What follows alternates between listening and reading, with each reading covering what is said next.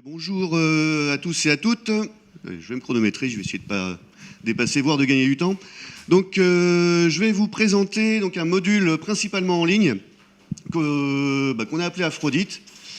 Voilà. Donc, ça c'était donc une image que j'ai prise sur le site qui présente ce module dont l'acronyme signifie s'affranchir des frontières entre les disciplines traditionnelles. Dont les buts initiaux étaient de déconstruire la notion de discipline. Alors c'est un peu un grand mot, hein, c'est plutôt illustrer comment les disciplines ont évolué, n'ont pas toujours été dans un cadre très restreint, et surtout de montrer les échanges qu'il peut y avoir entre les disciplines et les apports que ça peut apporter. Donc l'équipe était assez nombreuse, alors c'est un projet qui a commencé en 2014. Donc ça c'est pareil, c'est la présentation de l'équipe actuelle, mais l'équipe pédagogique a été, c'est pareil, a évolué. Donc ça c'est l'équipe actuelle, mais bon, il y avait Guillaume Billet qui était aussi avec nous, il y avait Lapo Boski, et j'en passe beaucoup. Donc les buts, c'est de parler beaucoup, c'est vrai que c'est un peu la mode de tout ce qui est inter, pluri, transdisciplinarité, et de voir des applications dans différents domaines scientifiques. Donc ça, c'est un exemple de ce qui se passe actuellement, en ce moment même. Donc le module est en ce moment ouvert à des étudiants. Donc il y a 4 chapitres. Donc un premier chapitre avec un cadre conceptuel, je vous détaillerai ça aussi un petit peu après, un chapitre qui parle des théories, un autre sur les méthodes et enfin des applications. Donc chaque chapitre a une plage de temps d'études définie, où c'est ouvert en ligne. Il y a des rencontres, le module n'est pas totalement dématérialisé, c'est même une demande des étudiants, en fait on leur a toujours imposé, mais ils apprécient ça. Donc il y a une réunion de lancement en début d'année, hein, il y en aura une autre pour les modules du second semestre, des échanges avec des enseignants, des visites de plateformes, et également donc, des quiz à la fin de chaque chapitre pour les évaluer, plus un examen final qui compte quand même pour 60% de la note, qui est en fait un exposé avec un sujet qu'ils nous proposent, qu'on refuse parfois, on les réoriente pour qu'ils soient dans le thème, avec un rendu écrit et un oral. Alors pour accéder à ce module, ça se passe par le Moodle du Muséum. Donc, je ne sais pas si vous voyez bien ici, mais donc donc il faut se connecter et aller dans les... donc là c'est dans mes cours, mais bon, si on va dans les enseignements de licence, voire de master, on peut trouver ce module et voir son contenu.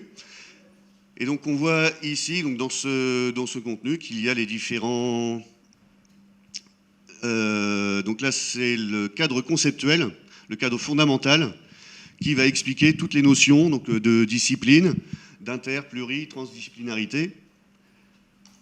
Donc ça a été un gros travail, entre autres par Laurent, qui pourra vous en parler.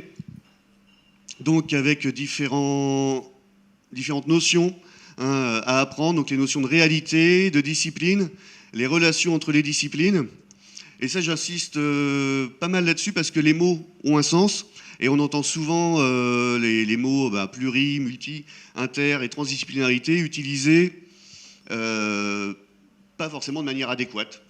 Donc moi, ce que j'aimerais bien peut-être à terme, c'est que ce module soit ouvert, cette partie, ce cadre fondamental, soit ouvert à tous les enseignants-chercheurs et chercheurs afin de vraiment savoir ce qu'on dit quand on parle de ces relations entre disciplines. Donc ça, c'est la première partie hein, qui aboutit à un quiz. Ensuite, donc le chapitre théorie. Alors souvent, même tout le temps, on demande de choisir entre... il y a 4 théories qui sont proposées, mais ça fait beaucoup trop à apprendre en un mois. Donc souvent en fonction des niveaux, L2, L3 ou Master, on peut leur demander de ne choisir qu'un des cours, une des théories. Donc il y a un cours sur la construction de la théorie de l'évolution. Donc ce n'est pas un cours vraiment sur l'évolution, mais plutôt comment elle s'est construite au cours du temps. Donc je vais vous la présenter plus en détail après. Un cours sur l'Homo Event et l'East Side Story. La Terre en mouvement, donc la tectonique des plaques. Et enfin, l'histoire de la chimie.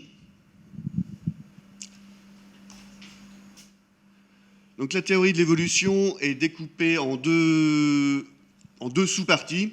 Les premières étapes de la construction de la théorie de l'évolution, donc avec Darwin et même un petit peu avant d'ailleurs, et ce qui suit, et en deuxième, la construction moderne et les apports des différentes disciplines pour aboutir à la théorie telle qu'on la connaît aujourd'hui.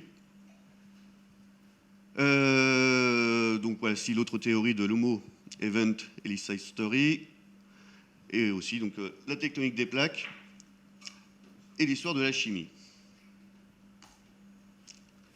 Donc la partie méthode, c'est pareil, il y a un choix à faire entre des méthodes, les méthodes de datation ou les méthodes de l'imagerie, avec tout un cours sur l'histoire de l'imagerie, un peu dans toutes ses formes. Et enfin, les applications. Est-ce qu'on a... Non. Je ne me souviens plus trop de ce qu'on a dans les applications. Bon. Je ne sais plus si c'est marqué. Oui, voilà. Une application sur l'homme de Néandertal et la vision qu'on a de lui. Un cours sur l'animal paléolithique, les Gaulois et l'ethnomusicologie. Voilà, c'est assez récent. Donc venons-en dans le cœur du sujet d'aujourd'hui, donc la construction de la théorie de l'évolution, donc avec ces deux grandes parties.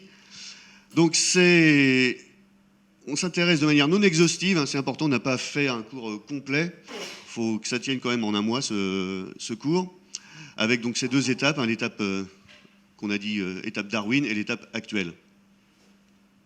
Donc ils sont à faire, hein, de manière séquentielle. Donc vous voyez, hein, c'est du 21 octobre, hein, pour cette session jusqu'au 17 novembre, donc ce qui fait un peu moins d'un mois. Et donc le quiz en fait est ouvert assez vite.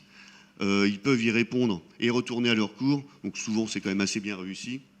Mais ils n'ont quand même qu'une seule tentative. Et bon, on fait souvent des rappels. Il y a un forum qui est associé à ce module où on peut répondre assez rapidement aux questions des étudiants. Bon, on ne leur donne pas les réponses au quiz, hein, mais on les oriente comme on peut. Donc ça, c'est pareil, c'est donc la façon, donc je crois que c'est un petit peu déformé, oh quoique non, pas tant que ça. Donc des exemples de la façon dont ce module est présenté en ligne. Donc il y a, dans cette partie, hein, du cours 1, il y a par exemple, on commence par la variation morphologique. Donc on a été beaucoup aidé, hein, par des ingénieurs pédagogiques pour la construction de ce cours, hein. On mettait les idées principales, on faisait des listes de concepts, on faisait quelques petits textes, et puis après, donc c'était mis en forme par des ingénieurs pédagogiques. Donc on commence, hein, le A, c'est quand même le début, le constat de Darwin, c'est qu'il y a une variation morphologique. Des variations intraspécifiques. Donc on a des diaporamas, parfois des vidéos, donc on clique sur les différents boutons pour faire avancer. On peut revenir en arrière si on n'a pas tout à fait compris. Donc d'autres exemples, donc ça c'est Guillaume, hein, qui en parlerait mieux, c'est lui qui avait fait cette partie. Et donc des analogies, hein, qu'avait fait Darwin à l'époque sur les espèces domestiques. Et là, j'ai voulu mettre cette image parce que ce schéma, hein, c'est un peu ce qu'on essaye de faire comprendre aux étudiants, c'est les liens qui existent entre différents domaines et la façon dont ces liens apportent quelque chose de nouveau dans la science. Alors on n'en a pas fait énormément dans ce module, mais bon, c'est ce qu'on essaye de leur faire sortir après lors de leur exposé. Donc ensuite, on a la... Attendez, je vais revenir un petit peu et de voir... Je ne sais plus si on a toutes les parties... Non, ça j'ai dû oublier de le mettre.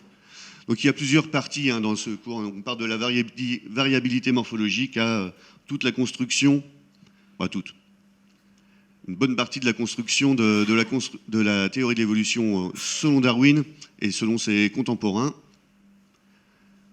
C'est dommage, je n'ai pas mis tous les sous-chapitres. Et donc ensuite on passe à la construction moderne, et bon là on avait décidé de commencer par les découvertes de l'hérédité génétique, donc avec d'abord les apports de Mendel et les apports qui ont suivi. Il y a aussi beaucoup d'autres sous-parties. Et il y a également des vidéos. Voilà, donc ça c'était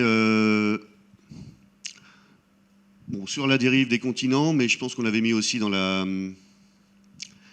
partie évolution. Donc Pascal Tassier avait enregistré pas mal d'heures de vidéos à l'époque, donc c'était toujours en 2014-2015. Donc qui explique, c'est pareil, hein, différents thèmes. Donc il y a une source de présentation assez, bon, pas très variée, hein, il y en a deux, il y a un diaporama et des vidéos, mais bon, on a pu piocher pas mal, hein, c'est pareil, on avait un emploi étudiant qui nous a fait beaucoup de travail, de recherche documentaire, que ce soit au niveau de l'iconographie, au niveau de vidéo. Donc il y en avait certaines qui existaient déjà, mais il y en a certaines qui ont été captées pour l'occasion. Je vais très vite. Donc finalement, conclusion et bilan. Donc le début de la construction du projet hein, a eu lieu en 2014 et la première promotion, hein, entre guillemets, a commencé dans l'année 2015-2016. Donc ça nous a laissé 1 an et demi de construction initiale. Ça a été assez intense. Il y avait quand même beaucoup de choses à faire. En plus, pour nous tous, on était nouveaux dans la construction de cours en ligne. Donc il a fallu apprendre certains concepts. Je me souviens, comment on appelait ça, oh, j'ai déjà oublié. C'était des petits... Les grains, voilà, les grains pédagogiques. On nous a dit, il faut faire des grains. Je dis, qu'est-ce que c'est qu'un grain? Ah, bon. Et bon, on a appris, et puis on l'a fait, et finalement, c'est pas si compliqué, il faut juste savoir ce que c'est. D'où l'importance de connaître le sens des mots. Cette construction se continue encore. On avait commencé, il y avait le cadre fondamental, il n'y avait que 2 théories au départ. Pareil pour les méthodes, il devait y en avoir qu'une au départ, et bon, petit à petit, on évolue, nous aussi, et donc on peut rajouter des nouveaux cours, et on peut aussi modifier les anciens, hein, si vous avez des remarques à faire. Donc ça nous fait qu'on a eu 4 années universitaires complètes, sachant que dans une année, on a 2 semestres, et à chaque semestre, on a des promotions, et on a une 5e qui est en cours. On a eu donc cet ensemble de parcours donc, qui vont des licences 2e année et 3e année en M1, donc principalement donc, des sciences de la vie, mais aussi des mineurs patrimoine et relations nord-sud, de la chimie, de l'archéologie également, un parcours de L3, mineur histoire et philosophie des sciences et techniques, et aussi la mineure patrimoine et relations nord-sud. Et on a également, depuis 2 ans, le master EBE, qui ne s'appelle plus comme ça d'ailleurs, mais qui propose ce module. Et voilà, en tout, on a eu 125 étudiants qui ont suivi ce module. Leurs retours sont assez favorables. Bon, parfois... ils ne sont pas forcément contents qu'on leur impose ce module, mais c'est vrai que la plupart du temps, ils ont le choix et ils le choisissent spontanément. Et ce qu'ils apprécient, hein, c'est que et nous aussi d'ailleurs, c'est que le contact humain n'est pas complètement absent et qu'on peut avoir des échanges dès le début du module lors de la présentation, pendant les visites de plateforme et également lors de l'examen final de l'oral, et ensuite on parle avec eux, on a des échanges en plus des retours qu'ils font par écrit. Et je vous remercie.